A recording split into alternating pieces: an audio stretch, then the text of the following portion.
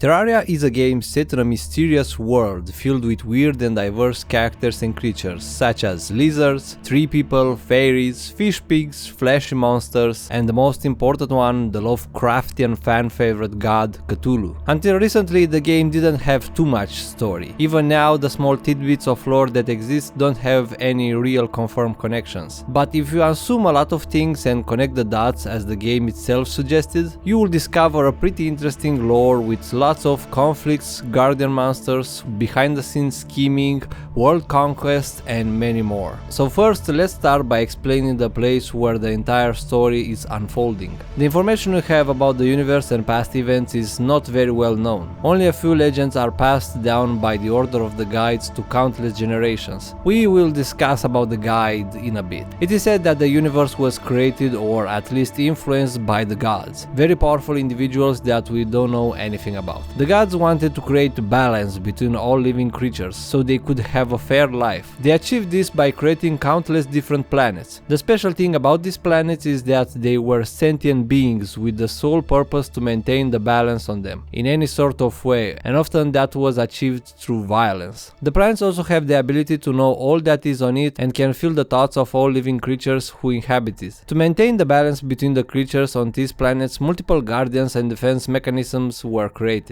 It's unclear if these were created by the gods or the planets. The more likely answer is that they were created by the gods and the planet just used them if the balance is disrupted. From here on, the gods no longer play a role in the story. They just created all of those things and left them be for eons. So let's focus on those creations. Some of the defense mechanisms we know that the planet uses to maintain the balance are the Crimson, the Corruption, and the Hallow, although it is implied that there are many more that we are unaware of. The Crimson is a single living creature connected to all existing planets, sharing a hive mind between all of those different parts of it. Some people started to worship the Crimson, viewing it as a god. They give it human sacrifice to either seek its favor or calm it down. But all of the Crimson did was to consume those humans and transform them into monsters, losing their ability to feel and becoming a part of the hive mind as well.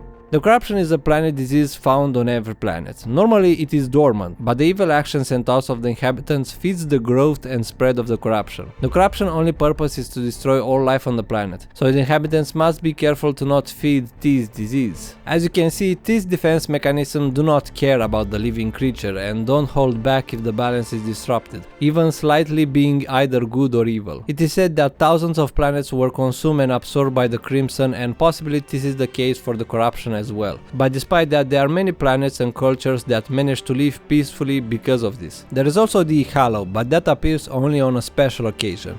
Each planet has an inner guardian who is the planet master and core. In our case, this is the Wall of Flesh. This creature guards the world from powerful ancient spirits by locking them away, and by killing the guardian they will be freed and also the Hallow will start to appear.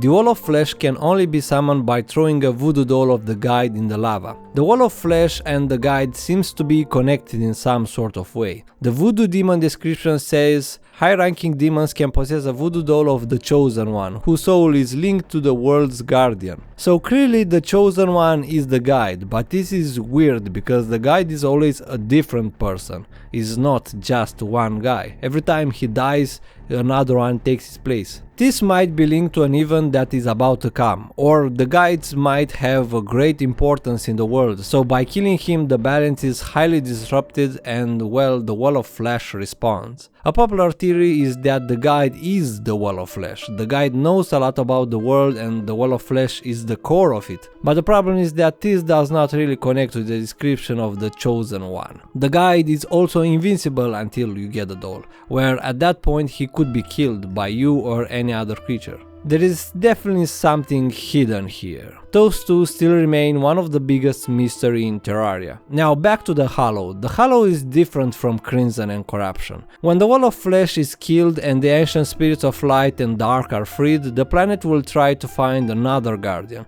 and this is done with the help of the Hallow. The Hallow purpose is to cure everything that destroyed the balance, no matter if it's an ally, foe, or neutral.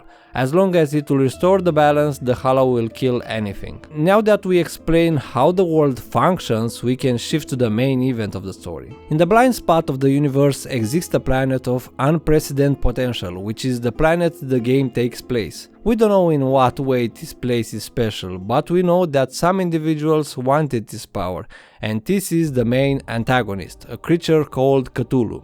This is a direct reference to a very popular creature made by the writer H.P. Lovecraft. He is described as a sea god that looks like a fusion between a dragon, an octopus and a human. In Terraria, Cthulhu is similar just in appearance. No one knows Cthulhu's origins or what he is. The only thing is known is that it has unmeasurable power. Unlike the original Cthulhu, this one is not connected to the sea, but instead likely he is connected to the moon. We will get there. Cthulhu invaded the planet and started a war that had brought massive destruction to the planet and killed many who lived on it. Probably he wanted to take control of that potential power that the planet has. At the time, 3 imported races lived there: humans, lizards, and 3 people known as Druids. The lizard didn't want to fight these almighty beings, so they went into hiding.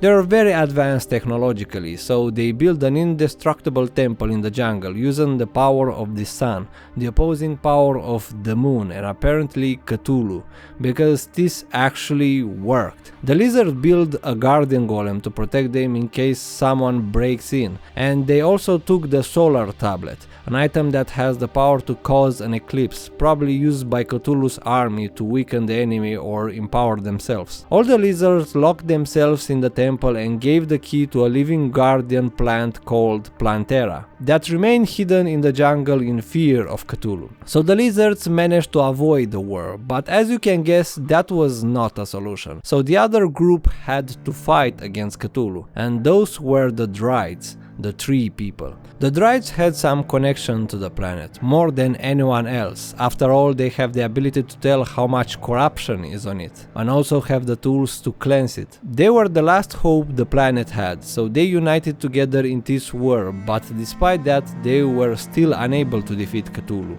So they shift to another plan. They decided to rip Cthulhu's body into pieces to weaken him. They pull off his eyes, his brain, and rip parts of his skeleton out. It is said that Cthulhu was so weakened that he had to retreat to the dark side of the moon, where he remained to this day, gathering power for another invasion. The Druid hide his body parts around the planet. The eyes sometimes can appear at night, still searching for his body and revenge. The brain joined the Crimson, but unlike the other creature, instead of becoming one with the hive mind, it has the ability to influence the Crimson to some degree, and he seeks to avenge his master, but we don't know how much power has over the Crimson, but it's still impressive that he can do that to this multi-planetary creature. Lastly, his skeleton was somehow cursed or bound to guard the dungeon from any unwanted intruders. The dungeon is likely the place where human society lived. It is a massive place where many people used to live, but because of an unknown curse that appeared, everyone inside died. The only guess I have about where this curse might have come from is the skeleton. The bestiary says that the skeleton pulls with a hatred so strong that he had left behind a curse that guards the dungeon, so probably this killed the people in the dungeon, but I don't know why it has to guard the place. Probably it is related to this old man, but it doesn't seem likely.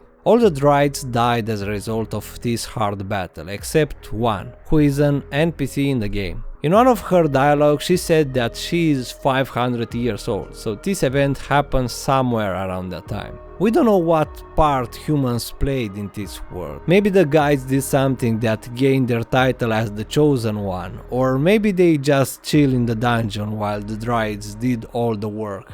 Who knows? Probably their job is just to pass this information to a certain someone. Peace was restored for a while, and Cthulhu was waiting on the moon for an opportunity, or maybe he was sealed there, judging by the events of the game. The balance and peace was destroyed though, when an evil cultist and his followers form a plan to bring back Cthulhu to destroy this planet. It is unknown why they wanted to do this.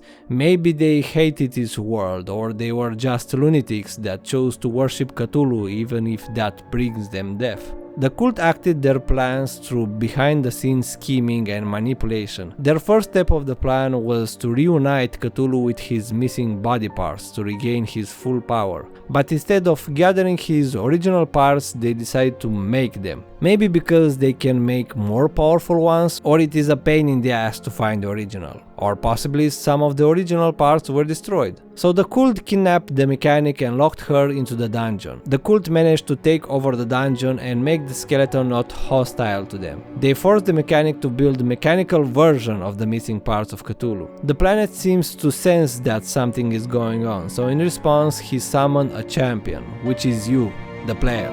The player, as the planet, has a lot of potential power. We don't know the origins of the player or who he is. I guess will be someone from Florida. The guide tells the player about the world and instructs him about the situation and what he needs to do. The player kills a couple of Cthulhu's body parts and frees the mechanic, but she already created all the Cthulhu mechanic parts except the brain. The next part is a speculation on my end, so take everything with a grain of salt. Judging by the line of the cultist leader Bistary entry behind the scenes scheming, it is my belief that the cultists orchestrate all the action of the player from this point onwards. The cult plan is to create unbalance and to absorb powerful energy to create a magical sigil that will summon Cthulhu to the planet. It is possible that the cult give the demons the voodoo doll of the guide. After all, he will not guide you into killing him and unleash the power that is locked away in the planet. So it is possible that every action that the player makes after he kills the wall of flesh is influenced by the cult. By killing the other bosses in the world, they absorb that energy to feed to the summoning sigil. Or maybe they hunt the energy themselves, but they still needed to unlock the ancient power guarded by the wall of flesh. Or it could be unrelated. Either way, after the player kills the wall of flesh and unlocks the ancient power, he goes to kill the new mechanical bosses. An interesting addition is the Destroyer, who it is said that it was the replacement for Cthulhu's spine. This boss is the counterpart of the Eater of Words, who is said to be just a worm spawned from the depths of the corruption. So the game doesn't make a connection here, which is weird. A theory suggested that Cthulhu's spines ends up in the corruption biome, where it was corrupted and transformed into the world, and now being a part of the biome. This could also explain why the cult couldn't use the original body parts. The spine is either gone or it has become the worm. After the player manages to kill all the mechanical bosses and everything related to Cthulhu is now gone from the planet, the boss Plantera finally gets the courage to get her ass out of hiding. So the player manages to find it and kill it, and by doing that he finds the key of the temple and he goes to see what's there. And in the temple the lizard tribe is still alive somehow, despite not having any food or other resources there for over 500 years. The player ravages the place and kills the golem. But that's the moment when the cult manages to achieve their purpose. They gather enough energy and began the summoning ritual. The player tried to stop the cult, but it was too late. The cult leader absorbs the sigil to empower himself and to kill the player. Despite that, he is still defeated, but the summoning ritual was already completed. Cthulhu is coming.